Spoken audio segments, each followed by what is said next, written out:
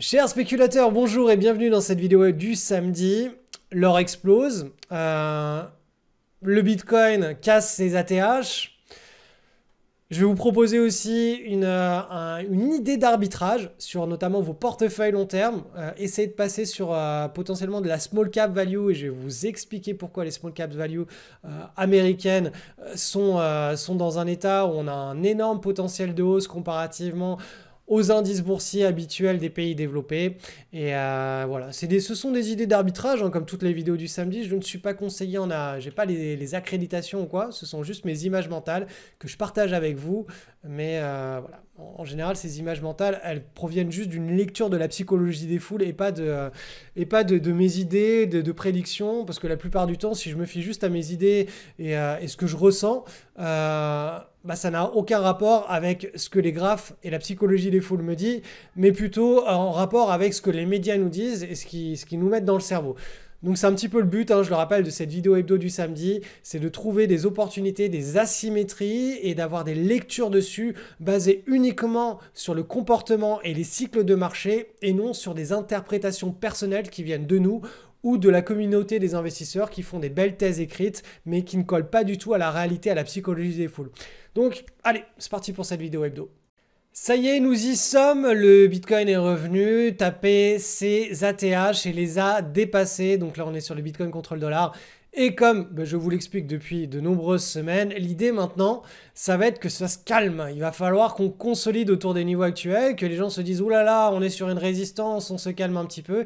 Et on va voir en fonction bien, de la figure chartiste, hein, on va pouvoir apprécier la psychologie des foules, voir si les gens, suite à cette figure chartiste, restent acheteurs, donc ça baisse pas trop et ça nous fait quelque chose de très propre. Si c'est la fin du bull market, j'en doute très fortement, ou si au contraire, là, on continue à monter en flèche, auquel cas, là, on pourra aller très haut très vite, mais le bull market serait aussi calerait assez rapidement. Donc voilà, on arrive sur une zone qui, de mon point de vue, va être déterminante pour la suite des opérations, la suite de l'image mentale que je colle en tout cas à ce bull market. Là, l'idée, hein, il faut que ça se calme, il faut que ça se temporise. Et honnêtement, après deux jambes haussières de cette amplitude, hein, de cet ordre-là, tac, et on peut la reporter ici. Tac, vous voyez, hein, il y a une certaine logique. Hein. On a eu la même amplitude ici que ici entre le plus bas et actuellement on est sur la zone plus haute. Là, si on suit cette logique et qu'on part pas dans un mouvement de foule qui est complètement déraisonnable, on devrait assister enfin à une consolidation sur cette ATH. Donc voilà, affaire à suivre.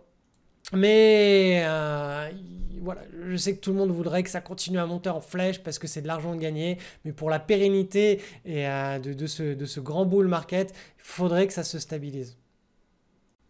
Allez, l'Ether maintenant qui continue tranquillement son ascension avec une nouvelle semaine, avec une hausse de l'ordre de plus 12, plus 13%. Ça fait 1, 2, 3, 4 semaines. On a un mouvement extrêmement directionnel sur l'Ether. Et l'ATH, lui, est encore assez loin comparativement au Bitcoin. Hein. Vous voyez que là, entre les niveaux de cotation actuels et les alentours de l'ATH, on a encore 23% à prendre avant une éventuelle consolidation. Le mouvement sur l'Ethereum, je l'ai toujours dit, il est de mon point de vue beaucoup plus propre. Donc voilà, affaire à suivre. Là, ça va vraiment être un moment où voilà, si vous êtes vous avez pris des positions, peut-être prendre des plus-values, ici quelques plus-values, attendre de voir comment ça se passe, et ensuite reprendre position, remettre une partie des plus-values que vous avez retirées, les remettre pour resurfer la vague. Donc voilà, si vous n'avez pas de plan de trading, vous ne savez pas trader, ce que je viens de vous dire, ça peut faire sens. Pour tous les autres, il n'y a pas besoin de réfléchir, il y a juste besoin d'appliquer le plan de trading, et c'est ça la beauté, hein, quand on sait spéculer. Le plus important, c'est d'attendre le bon moment avec une bonne pattern. Et puis après, une fois qu'on est embarqué, il n'y a plus vraiment besoin de réfléchir. On applique juste le plan de trading. Ce plan de trading diffère en fonction de la psychologie des foules. On peut avoir un mouvement mou qui annule l'autre prise de position, un mouvement long et régulier, un mouvement qui se renforce et qui part en climax, et un mouvement qui devient complètement fou et qui part en hyper climax run. Et auquel cas, en fonction de ces différents types de psychologie des foules, on va avoir un plan de trading à appliquer, mais de manière froide et sans émotion. C'est du systématique. Il n'y a pas besoin de réfléchir, il n'y a pas besoin voilà, de développer des compétences en prédiction ou en quoi que ce soit. On a juste besoin de s'adapter à la psychologie des foules. Et c'est ce qu'on fait dans l'académie Crypto Surfer. Je vous rappelle, le lien est en description si vous voulez rejoindre cette académie pour eh bien, surfer toutes les opportunités de ce nouveau grand bull market. Alors, notre cher Bitcoin Cash cette semaine, eh bien, il effectue une petite pause suite à cette avancée fulgurante de l'ordre de 75% en l'espace d'une semaine.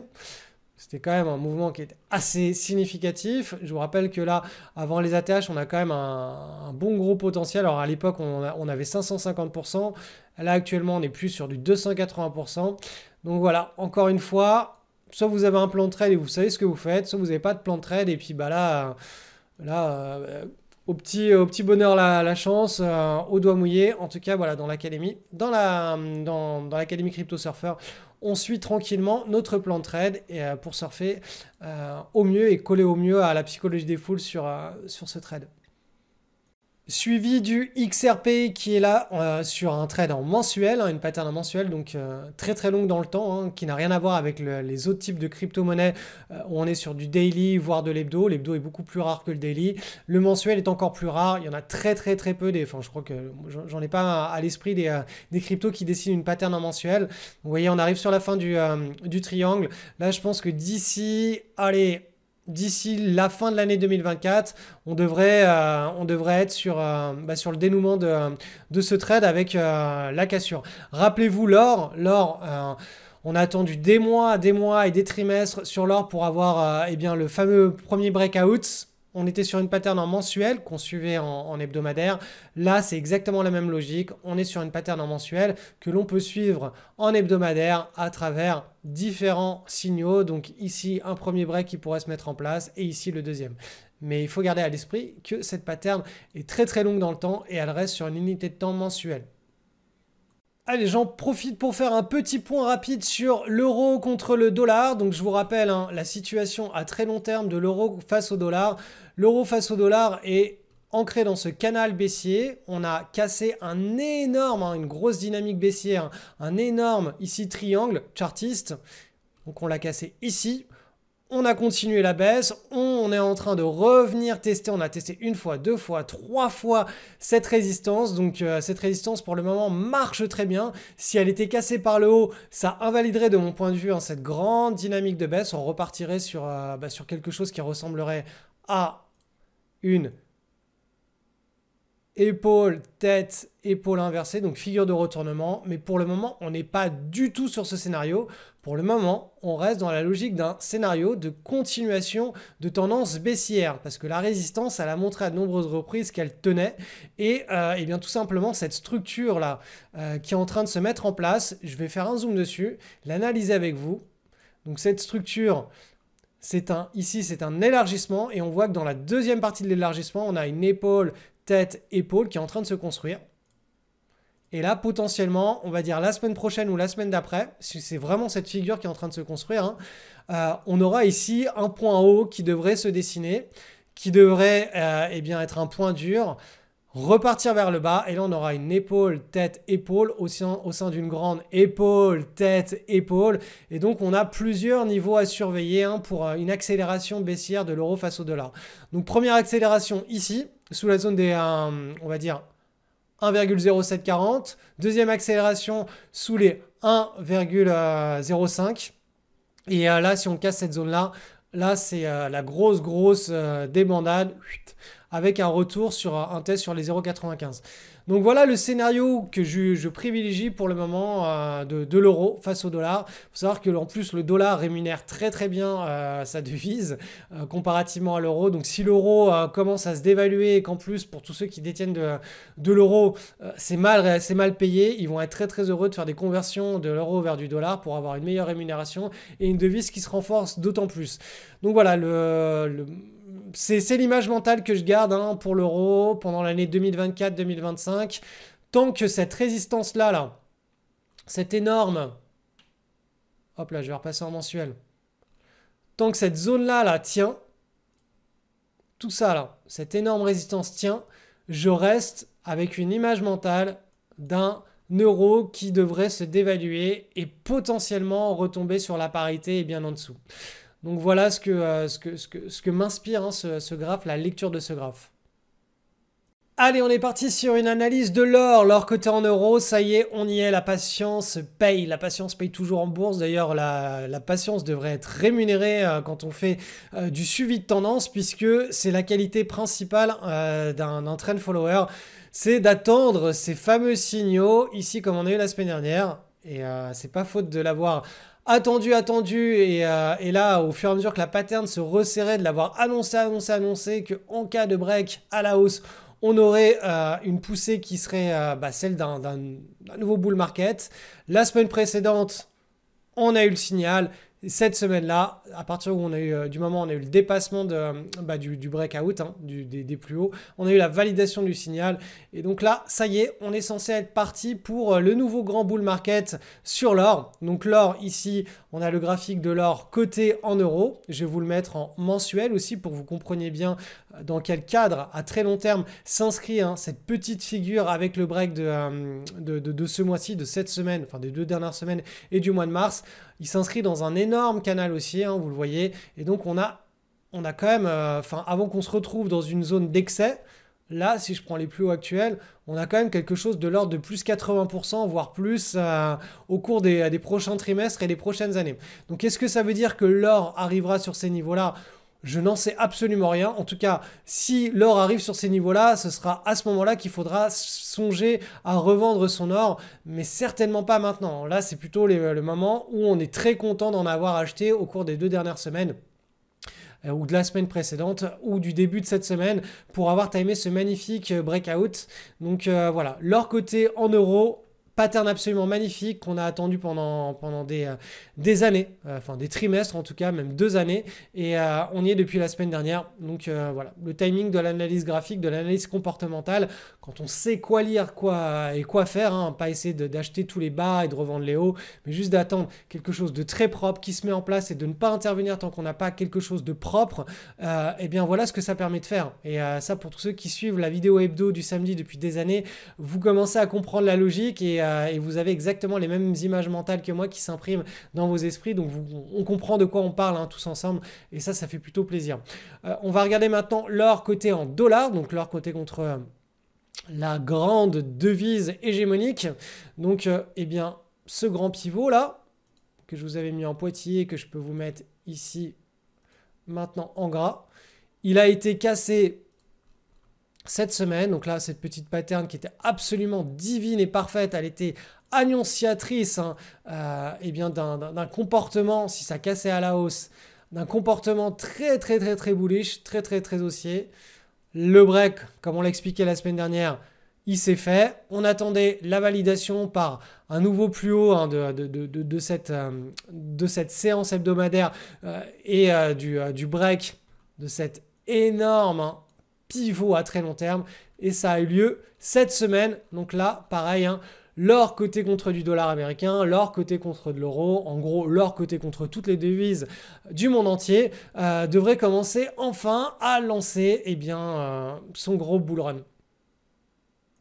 Analyse du SP500, donc cette semaine je vais essayer d'aller assez vite sur le SP500 et les indices américains. On est toujours dans ce petit canal de hausse ici en hebdomadaire. Vous voyez qu'on a une semaine de pause. Le grand canal ici hebdomadaire qui a été cassé, je vais vous le mettre en pointillé parce qu'il devient de moins en moins pertinent pour le moment. On n'est plus du tout en train de suivre cette logique, mais on est passé dans la logique supérieure, hein, celle de rejoindre ces niveaux-là, basés sur le report de ce canal aussi en pointillé et surtout en mensuel, basé sur le report en balancier hein, de la ta séance. On reporte la hauteur et on obtient un premier objectif. Et le deuxième objectif, je vous rappelle, hein, ce sont tout simplement les projections des derniers bull market qui ont été enregistrés entre 2010 et 2020. Et on les a reportés ici. On a des objectifs en temps et en niveau. Donc voilà, ça c'est les 2 prochains grands objectifs de mon point de vue hein, qui sont à garder en mémoire. Donc voilà, sur le SP500, petite semaine, on va dire assez classique hein, dans un bull market, dans un marché haussier.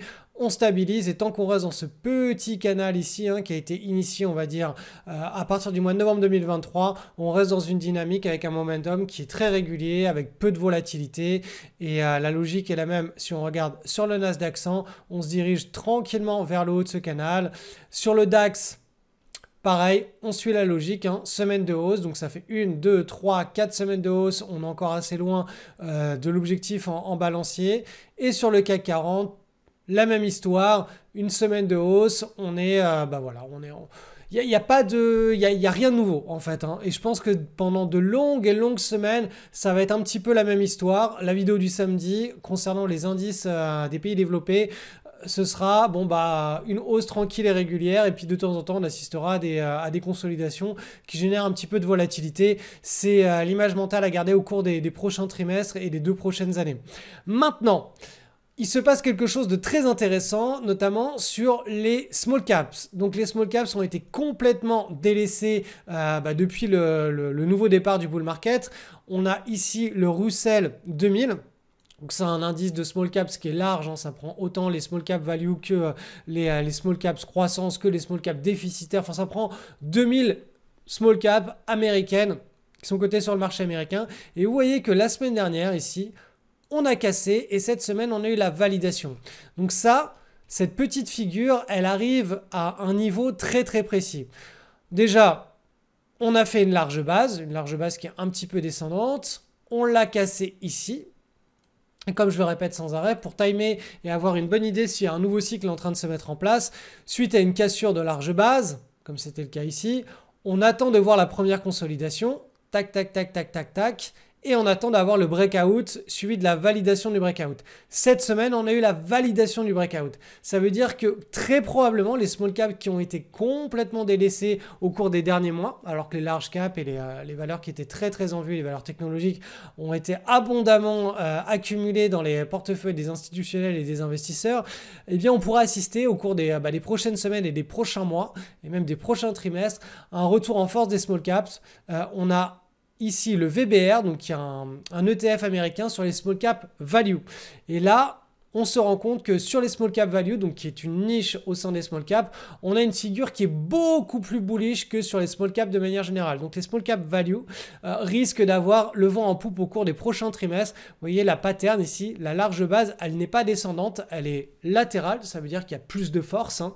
Ensuite, on a eu le breakout qui est beaucoup plus propre et impulsif que sur le Russell 2000. Je vous rappelle, le Russell 2000, c'était ça le breakout sur une base descendante.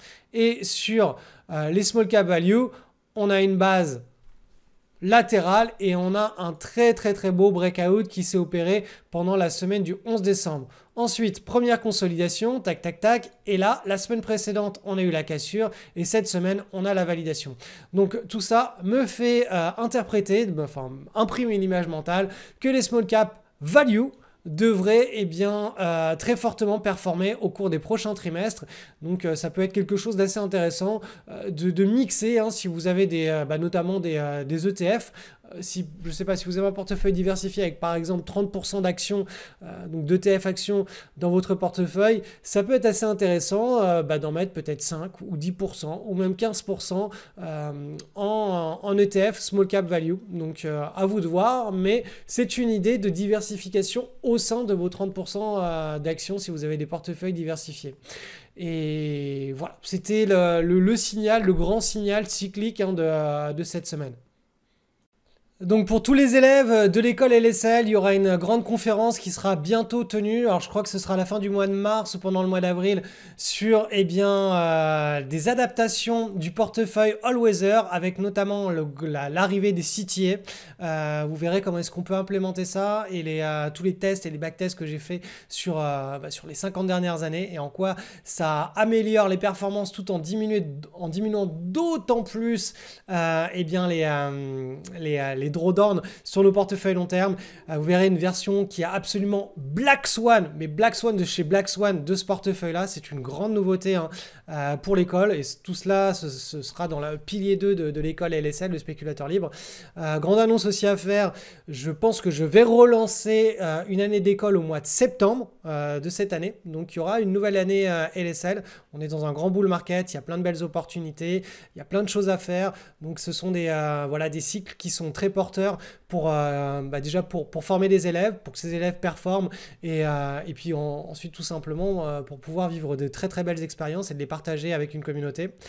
Et enfin, d'ici là, si vous voulez rejoindre une communauté et surfer le bull market qui est beaucoup plus rapide pour le coup, celui des cryptos, l'Académie Crypto Surfer est toujours ouverte aux inscriptions, ce qui n'est pas le cas de l'école. Hein. L'école n'ouvre ses inscriptions qu'au mois de septembre et après on fait semaine après semaine tout le programme tous ensemble. L'Académie Crypto Surfer fonctionne sur un autre modèle d'apprentissage. Vous pouvez toujours me rejoindre avec l'équipe dans cette aventure d'ici la rentrée du mois de septembre.